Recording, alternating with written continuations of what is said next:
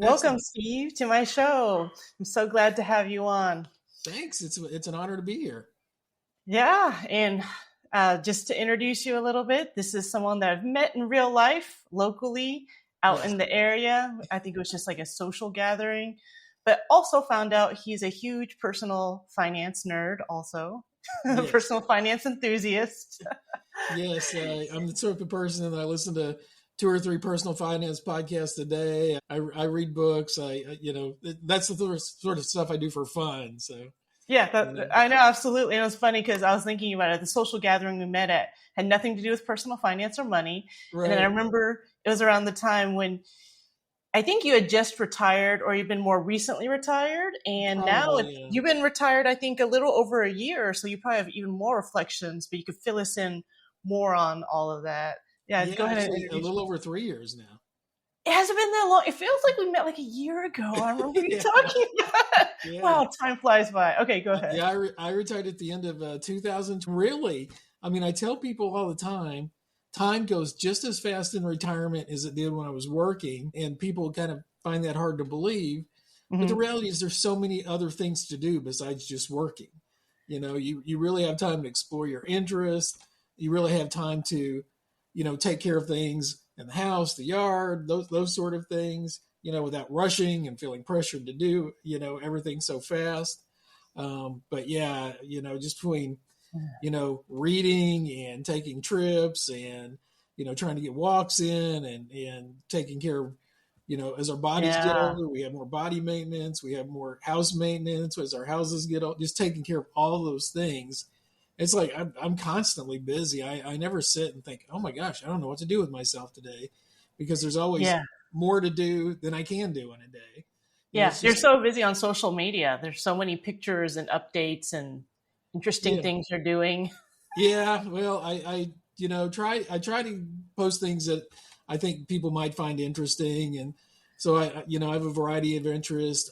There's a lady who has a radio show at KNON in Dallas, and she does it every Saturday. It's called Rock and Roll High School, and I have a big interest in music history. So once a month, she asks me to come on, and I kind of say, here's the set list, and here's what we're talking about today. So it kind of gives her 1 week off a month where she doesn't have to figure out what she wants to play, for that Mhm. week. And it's a hard drive to Dallas and back, so once a month is about all I want to do for that Yeah. particular program. But that's been fun and interesting. You have more time to pursue the things that really interest you, which is really great. Yeah. But take us back a little bit about, tell us, you have a very long career. Yeah. And how did you set yourself up to get to where you could actually retire earlier? Yeah, so I grew up in a small town in Arkansas, probably very typical middle class family for that time and place. My dad worked at a factory. My mom was a social worker. They had Mhm. very stable jobs. We never worried about we're not eating or we don't have a place to live. Or it was a very Mhm. stable sort of middle class environment. But I graduated high school. I had no money to go to college. So I joined the military. I was in the Air Force for 4 years. And then after that, I went to college. Took me a couple of years to go to college. So I'm like 6 years in adulthood. I'm like 24 years old. I have nothing. I have nothing because you're not getting any big paychecks being an enlisted guy in the service. And then Yeah. I'm putting out money and I'm working trying to get through college. And then I landed a federal job. I landed a job with the Army Corps of Engineers in Little Rock, and I had been a business major in college, so I kind of had some basic ideas about personal finance. And I've Mhm. always been very, very anti-debt my entire life.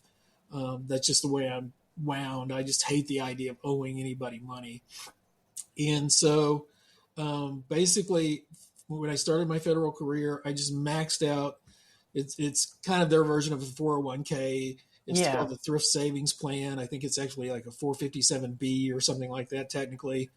But kind of the same systems. You can put the same amount of money in there. They have matching up to the first like 5% or something like that. So you put 5%, they match it. 10% easy. But I would always max it out. And so the way I kind of budgeted through life was paying myself first, right? So I know I'm going to max this Mhm. out every year. If that changes, I'm going to max it out.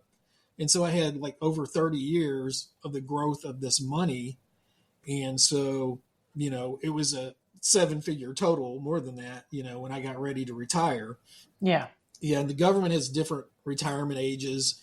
For most people now, it's like if you spend 30 years in the government and you're 57 years old, you can retire. I was able to retire at 56 because they kind of phased in moving that age from 55 to 57. I'm really lucky. I have a pension. I have my version of a 401k. And then I also get Social Security when I turn 62. So I have 3 sources of income that should be fairly stable. And in fact, the 401k program, I mean, I'm just pulling out like 3% a year out of that. So that's actually growing every year. Well, it didn't grow in 2021, but most years I will, it'll make more than 3% and it will actually grow. And so, I consider myself very fortunate because so few people have actual pensions these days. And I've been out in social situations and people say, what do you do for a living? And I go, oh, I'm retired. And they just look at me with like a confused look. Like, I mean, people have told me you're too young to be retired. And it's like, well, I do have a pension and I was very careful with money my entire life and, took these steps because I kind of knew, I wanted to retire as soon as I could.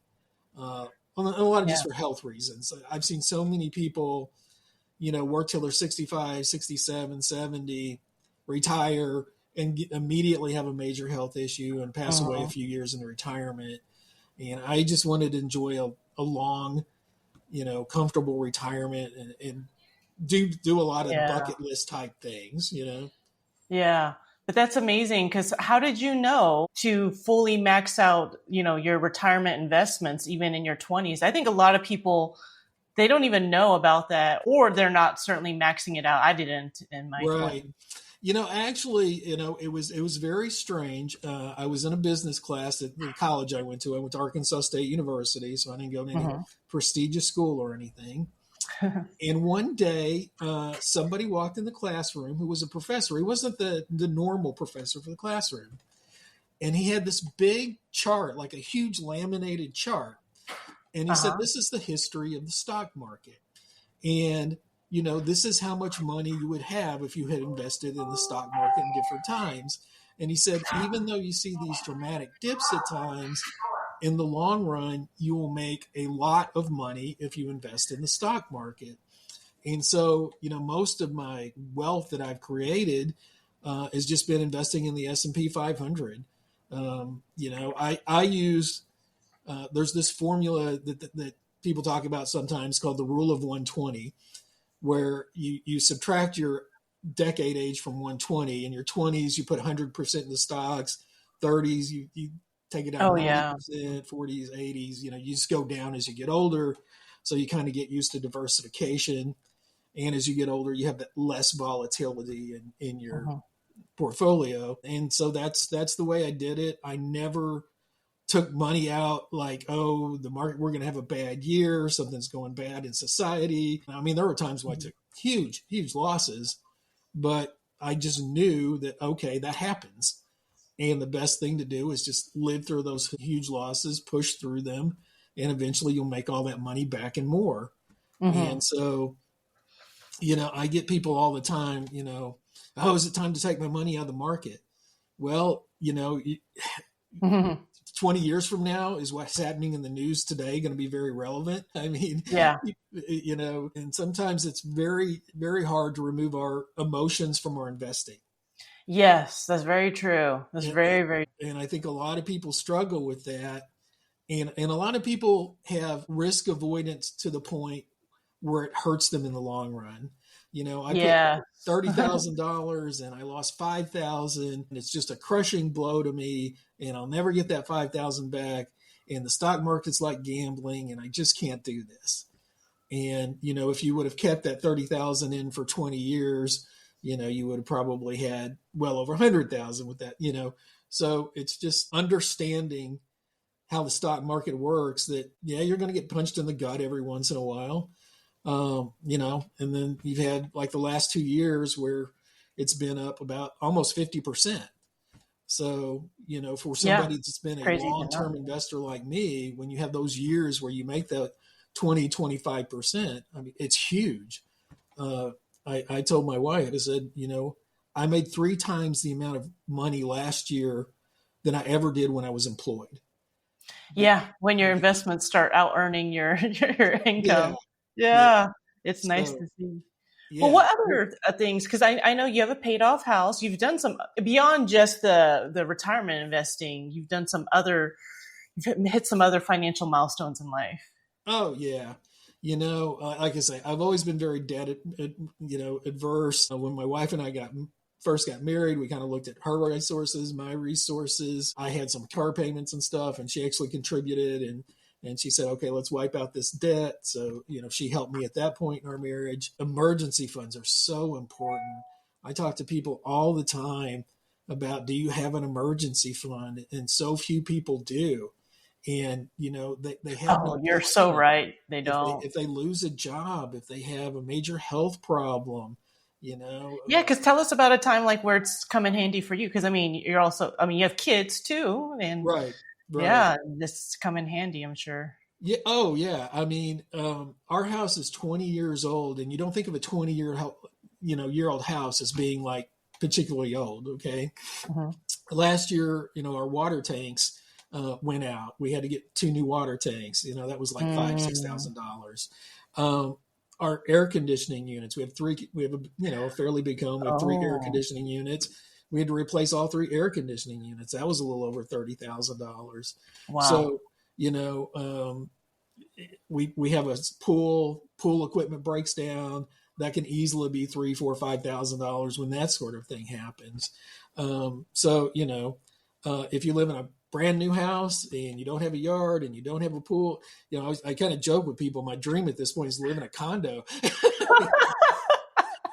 Yeah, 3 air conditioning units. That made someone very rich that day. Well, the funny thing was we went to 3 different companies to say, how much are you going to charge us? What's your estimates? The first one was over $50,000. Oh, Um, no way. I've not yes, replaced one. Okay, wow. yeah. The second one I can't remember. The third one was for a higher level air conditioning system, and it was for $31,000. And they also gave me the option of 0 interest 3 year payments. And even though I hate debt, my mathematical brain says, okay, if I'm not paying interest for 3 years, I can set that money and have it in a high yield savings account. And, Yeah. it's a The better deal difference for is me. you have the money sitting there. You could pay it off right Yeah, I could pay then it and off. there whenever you want. Yeah. The other people are financing stuff. They actually don't really have the money to pay for it in the first place at all. Yeah. Yeah. I mean, credit card debt is so, evil to get in that trap. And I mean, I talked to a guy a few years ago. I was doing some financial coaching, and he had like $20,000 in credit card debt. And, had kind of an addictive personality, is what he relayed to me. Mm. And some people just should not use credit cards. I honestly pay off my credit card, a couple of times a week. I don't wait for the statement because I Mhm. want to know kind of in my normal cash flow how much money I have in checking to get to the next payday. And Yeah. I don't like being surprised with a statement at Yeah. the end The of the extra month. other payment that comes up in the next budget. Yeah, Yeah. yeah. So Yeah. and PNC has a 2% back, 2% back cash card, and so it's tied into my regular bank account. I can just look into my regular bank account, how much they owe on the card, pay that from my checking account automatically, and go on with my life. So there's credit cards are kind of a necessary tool.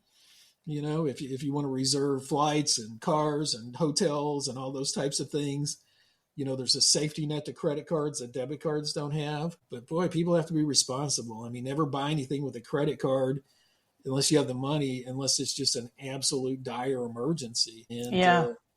so that's, there's these foundational things that you have to work through. You have to say, okay, I've got my emergency fund. I don't have bad debt. And then I really start looking at, okay, now I can start investing and growing money. And a lot of people just can't ever get through those foundational steps of managing Yeah, money. where they can invest and grow wealth. Yeah, Yeah. I agree. I agree. Well, what was it like going into, you're going to leave and you've been working for so long, you're not going to get a paycheck anymore? Because even though certainly on paper you had the money and you're doing the math, but how did it feel? Because I'm sure that felt scary after working so many decades of your life. It is a little scary. It's kind of like, okay, I don't have that sort of guarantee.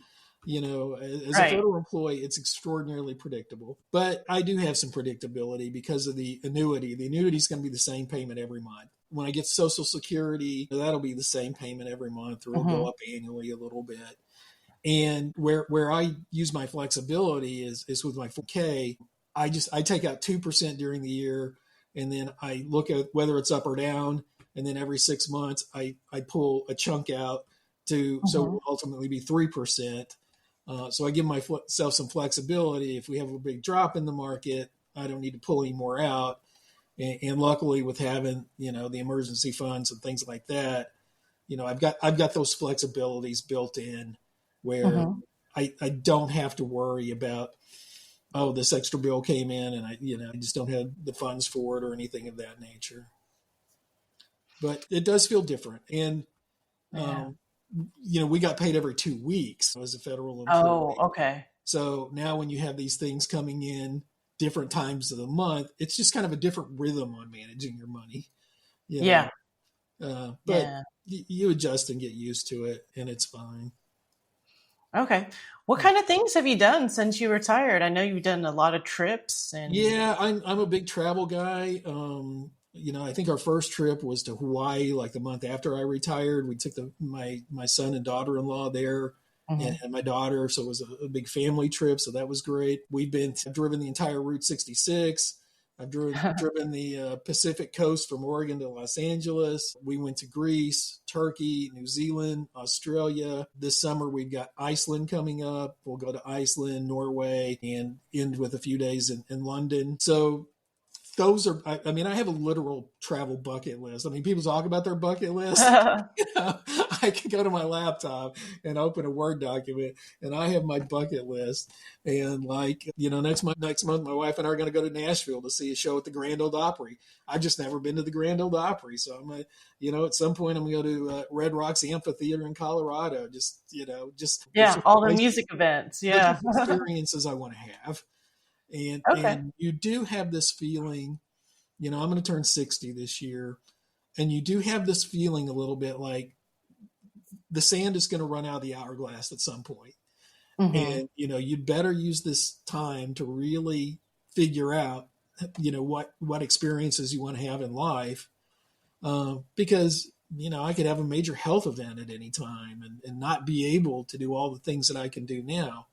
I'm still, I have a 60-year-old body, and my body tells me I have a 60-year-old body. But I'm really not physically limited in anything that, I can't do things that everybody else can do at this point in life. I'm not going to run a marathon, but, at some point, things are going to get physically harder. Things are going to get mentally harder. And so that's one of the reasons I really wanted to retire at 56, was Hmm. because I thought I want to live this completely other life from being in the government. And I mean, I could have just stacked up literally millions of dollars if I wanted to be in the government until I was 67 or 70. And Hmm. there was no point in it. you know, I, Yeah. I didn't need it. I mean, I'm plenty of money right now. It doesn't feel like it some days. It's like, oh, we got to get this maintenance on the car, and we got to get this done and that done. And so, but the reality is, we're very lucky, and the wife and I, we always have breathing room. You know, Yeah. yeah. Yeah. And yeah, do you want to talk about how she's going to transition into retirement too Yeah, soon? my wife did wait till she was 62. When you work for the government, there is kind of a bump in your annuity when you turn Hmm. 62. So I kind of encourage people when I talk to them, either retire as soon as you can, like I did, or wait till you're 62, and you're going to have a much bigger pension than you would have otherwise. Hmm. And so she's reached that point. Um, She's also at 62, you're eligible to take early Social Security. She is a gardener. We probably have literally 1,000 plants. She has a greenhouse, and during the winter, our 4-car garage, we can barely get one car in because the rest of it's filled with plants. And she'll probably actually work part-time at a garden center or something Okay. because that's her love and her passion. But she can do that and also balance the other things that she wants to do in retirement as well. So I think she's looking forward to it. I'm a bit I'm much more of Mhm. an introvert than my wife is. She's much more of an extrovert. So I think for her, the part-time job will be good to continue to have that social aspect of work. As for me, I can read a book or listen to a podcast or listen to music or go to a live show or get in my car and drive. So I'm perfectly happy. Uh, So, we are wired differently, and we respect those differences. but that'll be fun because you'll both be moving into the same phase of, was she ever envious when she was still working and you were retired, or no? I think the first 6 months or so were very difficult on her emotionally. And my wife is a person that has trouble relaxing. She almost feels like she has to be productive, 17 hours a day, you Yeah. know, cleaning, doing I a think it's a struggle with project. a lot of women and moms. Like Yes. they're just so Yes. used to, even when they're in their free time, they're Right. cleaning the house or something. Right. It's like Right. just Yeah, yeah. A mental break from her is not being in the house because she's not thinking about I should be doing this right now. Whereas I'm not that driven. So, you're like, I'm just lazier. No. exactly, exactly. So there was some adjustment there, but I've also started doing a lot more things than I normally would have done. Uh, Yeah. so every appointment for an animal, doing all the laundry, doing a lot more, doing all most of the yard work. A lot of Hmm. that's transitioned to where I'm doing more of the heavy lifting than I used to do as well. Well, beyond just the retirement investing and you paid off your house, like if there's a younger person watching, what was your big tips about how they can potentially retire early, whether they work for the government or not? Because I think, Right, you just have a built-in retirement plan. People can kind of retire themselves, right? So right. what are your big takeaways or I tips tell for? you, have such a regret that I never really went to the Roth IRA route. You didn't. Oh, And of course, when they first came out, you could only put like $1,000 in a Roth IRA, and your income limits were lower if you actually qualified to yeah. invest in a Roth IRA. And so I always thought, man, that's just not a significant amount to invest, and we may be over the income limit, and I just don't Hmm. know if this is a good idea. But if I were a young person, you know, get that emergency fund, avoid bad debt, get your 401k match, and then just lean heavily into a Roth IRA, because I would love to have a huge pile of money that I don't have to worry about taxes on. You know, I Yeah. my TSP was pre-tax, so every time I pull money from that, it gets taxed. I get taxed on my annuity. Social Security will be taxed. We have a brokerage account. You That's get dividend taxable. income, and so that gets taxed, and so everything I'm pulling from, I have to think about the tax impact of all of that. And Yes. and somebody can literally be a Roth IRA millionaire if they started young enough and really put enough money in. I've actually done the math. Like an 18-year-old could start with $5 a day and put $5 a day in a Roth IRA till they're 67 years old, and if it got 10% average a year, they'd have like $1.6 million, Yeah, it's crazy. and It's crazy the math line. untaxed $1.6 million. So yeah, I really tell people, that's where you need to invest as much as you can. I Mhm. know my daughter has been really big, to the point of, sometimes it's hurt her. Like, can I do all the things I want to do this month because I really want to invest in my Roth IRA? But she also fully understands. My daughter came to me when, I don't know, she was about 17, and she said, "Dad, how do you manage money? How do you build wealth?" And she just 100% dove into it. Oh, And good. so she's, she graduated from UT when she was 20 because she took a lot of AP courses in high school. Mm-hmm. And so she's 27-ish, but she's got 7 years of investing money. And starting early is so important because of the time factor. Yeah. If people don't start in their 20s, it gets really hard to catch up later because, those early investments are the ones that are going to compound and compound and compound and really take care of you when you're old. And so that's just so critical as well. Yeah. Yeah. Because I'm thinking about it. The Roth started in the 70s, somewhere. It's not as old as you think, right? So you probably remember when it was a brand new thing. Yeah, I And don't know people exactly when it came out, but Yeah, somewhere in the 70s. I remember when my company started offering the Roth 401k option for the first right, time ever. And people were like, what's that? And like, why would we want the tax break. Like, right, right. Yeah, and looking back, it's like, oh, I should have not listened to some of those people because, yeah, it was a new option that opened up. They're like, in addition to the traditional, or you can take the tax break, now we have this Roth option. right. And And the so, tradition, and your matching traditional is going to get pre-taxed anyway. yes. So really consider having that non-tax bucket because, if you could have an emergency and I can pull from this bucket of money that's not going to be taxed, how great would that be? I don't have that option, but I highly recommend anybody who's in their 20s, 30s, 40s, if you're still kind of putting your financial picture together, how it is. It's very complicated. It's very layered in terms of managing money correctly Mm-hmm. and looking at all your options.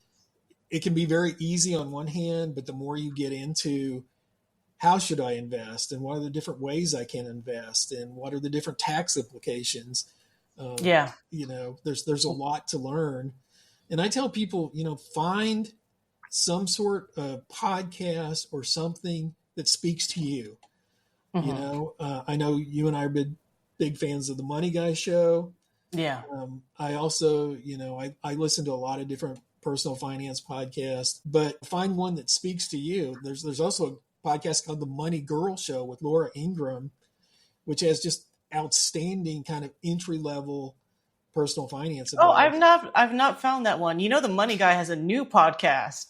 Yes, yes. I'm excited about It's, that one. I'm sorry, I said Laura Ingraham, who's like the Fox News person. It's Laura Adams.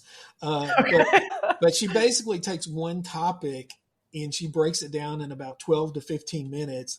And she's incredibly thorough with her advice. And it's all, kind of, if you're 18, 19, 20, 21, find that show and get that kind of personal finance 101 advice. But just find something so that's a part of your life that you're thinking, you're not just like, oh, I've got this much money, this paycheck, this is how much I can spend. It's kind of like going to the car dealership and the dealer says, well, how much do you want your payments to be? Well, I don't want my payments to be anything. Yeah. And how long do you want to have payments? I don't want to have any payments, but I just lie. I dodge that question. And then yeah, right at the end of the transaction, because I'm always really into, I need the out the door price. I need the out the door price. I'm going to like try to remove every single fee, every other bogus thing they try to add on. And they're like, oh, actually I have cash for that. I'm just going to pay for it in cash now. right. My son told me he just did a ton of research. My son's a lot like I am. He's 30 and he's extremely like kind of analytical about a lot of things. And he researched buying cars for months and months. But he says there's these people that are actually like professional car buyers, and you can pay them like $500 and tell them the type of car you want. Oh, really? And they I will bet actually people don't like that transaction. But actually, I love buying do cars. you. So you could probably pay me because I love the haggling, the negotiating, the Right. strategy, the tactics, and they never see it coming from an Asian woman, to be honest. Yeah. They always underestimate me. And I go by myself. I'm Yeah. not bringing, a guy with me. So I love it.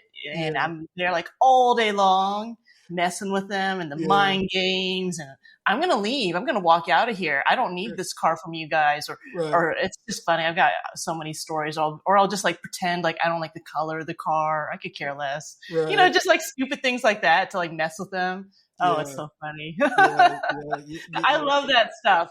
Maybe I'm because I'm probably kind of confrontational, but I could see why people would pay to have that. When I was in California, you could pay someone to go to the DMV on your behalf. Oh my goodness. Well, I guess if you're, a famous movie star or something, you really don't want to spend No, two even like hours. normal people, it's kind of like you can get a delegate, because it's just people hate they hate waiting and being there forever, and then kind of the back and forth about the forms and fees. And I'm like, Yeah, wow, you can pay someone. I don't think you could do that in Texas though. I don't think you do that here. You got to go yourself. yeah. Well, we cracked the code on that one. Is we live south of Fort Worth, and we actually drive about 30 minutes south to Waxahachie, and go to that DMV, and it's 100 times more efficient than going to one in the metropolitan areas. So there's a lot less people. You can actually like walk in or get an Yeah, very appointment pretty small quick. town sort of feel, and they get you in and out, and it's like, oh, this is pretty painless. And so I'll see people, I'm so frustrated. I spent 3 hours at the DMV and didn't get what I want. Blah blah. It's like, dude, Yeah.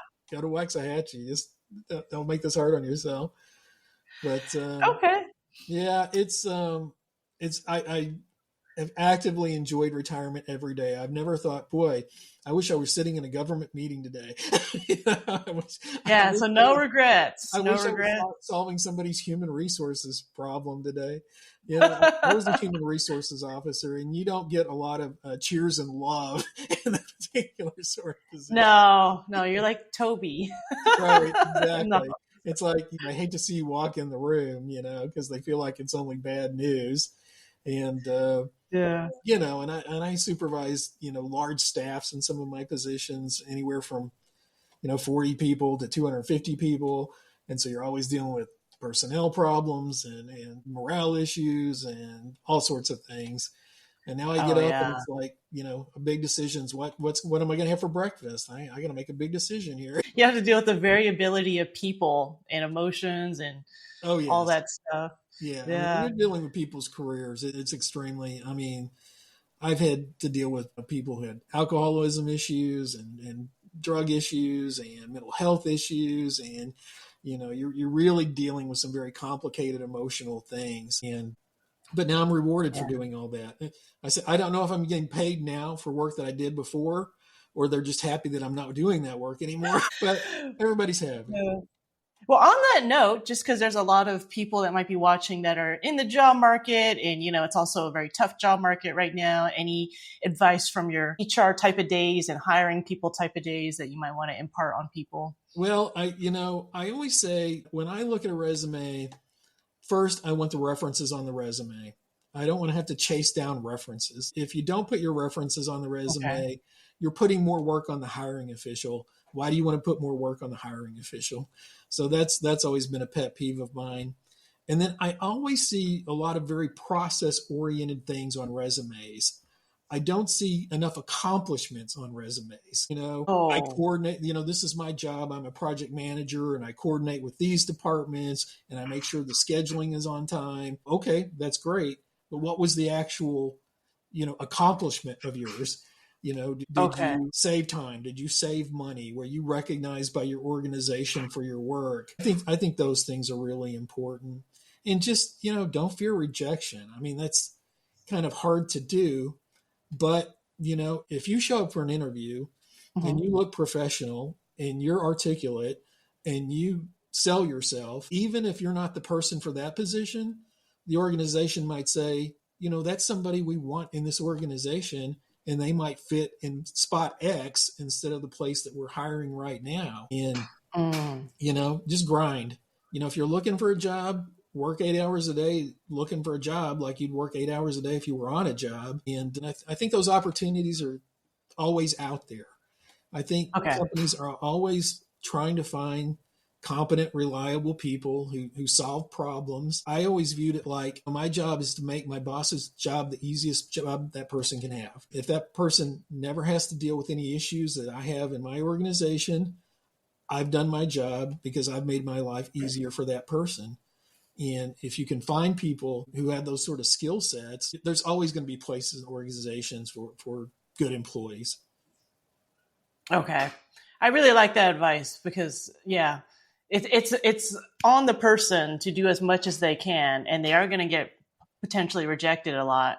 but to Right. also take it very seriously. Because I find sometimes, someone will message me and they're like, "Oh, I applied for 2 jobs today." It's like, you should be applying for like, I don't know, 20. Right. Right. Like, You know what are how you many doing all day hiring long? there are right now? I mean, Yeah.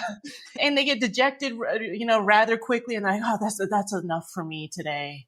That's right. just two Right. jobs." It's like, well, I mean, it's kind of like, if you're trying to find the love of your life, you want to get married, right? You only go on like one date a week.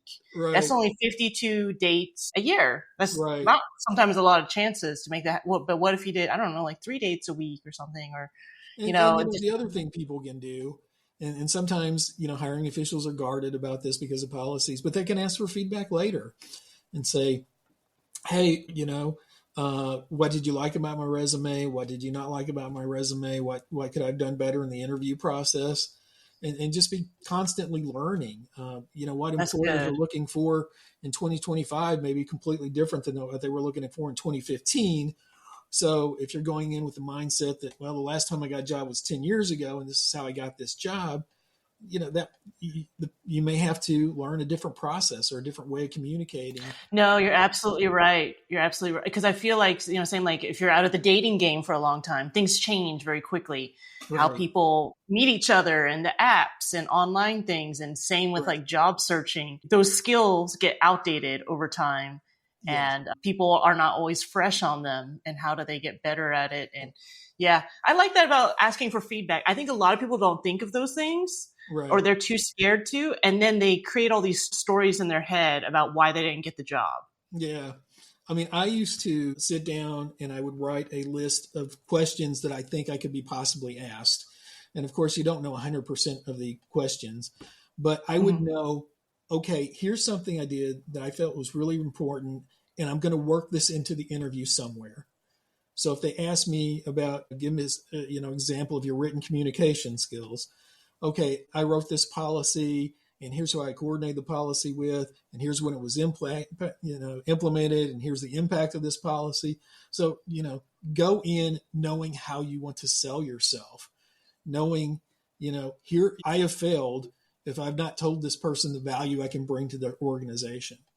Oh, yeah, I like that. Yeah, I kind of do a similar thing. I just call it getting my stories ready. So Exactly. I'm working through different stories that have happened, Right. and I just find ways to apply them when I'm asked certain questions, right? Because I don't know the questions, but it's like, oh, there's this story, and it kind of highlights how I got all this stakeholder input from all these people, and it was very difficult. How did I get all of them to agree so we could, move forward on a solution? Right. Yeah. Yeah. Mm. So yeah, there's all sorts of kind of tricks and tools, do practice interviews. Do a practice interview with a colleague that will give you honest feedback, and have them develop, their hiring officials and all these organizations that have a list of Mhm. questions that may be standard that they ask all the time. Get a copy of those questions, do a practice interview, get feedback. It's just work. Do the work. you know? Do the Yeah, it's work. not easy. Yeah, you're No. right. You're Yeah, right. don't expect, gosh, I brushed my teeth today and I put on some nice clothes and I'm going to smile and I'm going to, tell them how great I think they are and how much I'd love working here. And that might work, but, I think even more so, people want the DM from like the LinkedIn. They're right, like, some recruiters like found them. They didn't exactly. have to go find a job at all. They just like did a post like open for work. I'm not making fun of these people, but it's just, I think it's more like go do the fetching, go do the work. Right. And that's what you can control. You can't control recruiters DMing, messaging you. They could, but it's just, I think it's like taking that proactive instead of that passive approach sometimes, right? Oh, absolutely. Yeah. Absolutely. Yeah. Okay. Well, as we're wrapping up, I don't want to take too much more of your time. I mean, do you want to let people know where you can be found? I know you have some public things. I don't know if you're still doing that Substack or anything you No, want to tell people. yeah, I did a personal finance Substack for a while. I actually put it into a ebook that's on Amazon. Oh, Uh, did you? I yeah, didn't know about that. yeah. So if anybody wants to look on Amazon, I don't think anybody's bought this book, so somebody could be the first. A lot of the common sense stuff we kind of talked about today. I think it's called Building Wealth is Simple. And then parenthetically, I had something like, but it's a long and sometimes painful process. So Oh, this is stuff people don't like to hear all the time sometimes. yeah, so they can look me up there. I don't have a big public presence otherwise. I had LinkedIn for a while and I thought, I'm not looking for a job. I know. That's what, when you're telling me you're not on LinkedIn, I'm like, how are you an HR person not on LinkedIn? Yeah, exactly. So I am Yeah, on whole Facebook. other chapter of your life. You're like, no Yeah, more so LinkedIn. somebody knows you on Facebook and they see me as a mutual friend and they want to reach out to me, have a question, send me a friend request. That's fine. But that's probably the best way. Okay. Okay. Yeah, just if you want to be found, but Yes, that's all yes. right too. But I have Well, no thank you. skills. I can contribute nothing to an organization. I am completely incompetent. Hey, Do not hey, tell me. no, you still have purpose in the world and add value. I think it's so funny how people like they have to equate it through like a business or a website or all this stuff. It's like, Right. no.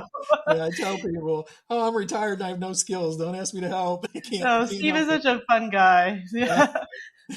Gotta have Yeah. fun. Life's short. Enjoy it. Yeah, this was a great conversation. Thanks so much for coming on and letting me interview you. I think this will give people a lot of inspiration and just kind of rethink like, retirement age and what does it mean? And obviously people can see, you're doing so well, you're thriving, you're happy. You're not one of the stories. Have you ever heard this at work where people are like, oh, such and such retired and now they're about to kill themselves. Like they're so upset and depressed and I they used want to to, come back. I observed this very early in my career that there are some people who have a lot of ego and a lot of status tied into their professional position. You're probably right. That's the tie because I'll see it, and I've seen people who've left, right, Uh-huh. and then months later, it's like, oh, they're just so depressed and so They're like a upset, plucked and they're chicken because they'd walk into an office, they'd strut around. I'm a supervisor. I got this power. I can make this decision. I can impact your life. You know, I never had that ego. I looked at it like I'm going to do the absolute best job I can do every day. I'm going to work as hard as I can, but my job is not my life. It's not my identity. And, I want another completely separate life from being an employee. And I oh, think I the think that really more helped. you invest in that ego part of work, the harder it is when you retire You're right. because you lose that sense of status. And Yeah. So that was, you were intentional about cultivating this very different active, full life. Anyone's ever met him and his wife are so cute together. Like they have a very strong relationship. You see what I'm saying? Because some people they don't maybe have a lot to retire to. right. They have a spouse maybe they don't talk to as much and the kids are gone and they don't have a lot of hobbies or interests. But that is a good point. I never thought of that because that's what you'll kind of get scared of because you'll hear the bad stories at work where people are like, well, such and such retired and they want to come back as a contractor or, him and his wife are like on the verge of divorce. They can't stand each other. Yeah. I mean, It's like, I've known very high ranking government officials who've actually committed suicide a year after they retired. And these are oh people no. that, you know, had so much power and so much ego and such sense of self. And you think, my gosh, why would they ever walk down that terrible road? But everything's work, right? I mean, I joke about how having, your relationship with your spouse, it's still work every day. Am I doing the things that I need to be doing to make sure that everybody's fulfilled in this relationship? Your relationship with kids, your relationship with parents. I mean, all that's work. So if you don't put in the work, everything can fall apart. Oh, I love that as a parting message. Everything is work because it can look easy, and you're like, "Oh, he's having fun." And I see the pictures where it seems like you're still very close to your children, and now you're becoming a grandfather. But you have to like cultivate all that, right? You can't just wait till you retire, and now you're trying to do all this. Okay, Right. yeah, Yeah. So yeah. yeah, I always tell people, there's nothing more important than good relationships. If you and I have a good relationship and we have a problem, we know that we have good intentions. We know it's probably miscommunication, misunderstanding. We can work through the problem. If we have a bad relationship, then you start questioning my motives. I've never trusted Steve. I don't think that, he's Oh only in this for himself. He's trying to undermine me. The way you approach it becomes completely different. So no, you're relationships are absolutely all right. part of your life. Okay, No, you're I'm absolutely. rambling at this point. No, and it made me think about like the workplace because when people don't have strong relationships at work, it's like why would you say that? And why would you send that email? But you start suspecting everyone of everything. And you're right. When you have good relationships, it's just good intentions. You're like, okay, there might have been some misunderstanding, or I accidentally got left off the email or something. And Exactly. yeah. Exactly. Oh, how interesting. Oh, we could talk so much more, but I'll let you go. Okay. Thank you so much again. It's been a blast. Thank you so much for having me. Yeah, you too. All right. Bye. Have a great day. Okay.